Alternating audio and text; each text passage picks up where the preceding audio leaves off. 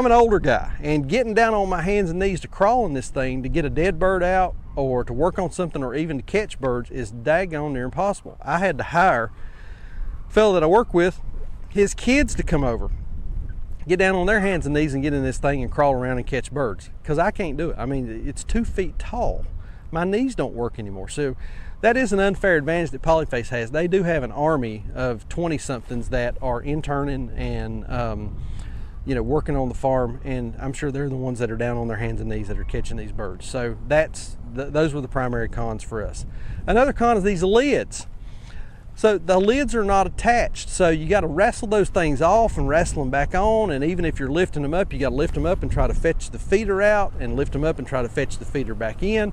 So I mean, it's just, they're super difficult to get your feeders and get your feeders into. Something else we discovered, and I'm not understanding this. I've watched a ton of videos on these things from Polyface proper, and it looks to me like they're only using 1 feeder in these things and 1 drinker.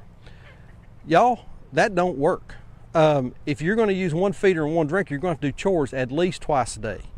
So you're either going to need to do 2 feeders, 2 drinkers, or you're going to have to do chores twice a day, because we were putting a full long, I think they're 6 feet long feeders full in these things.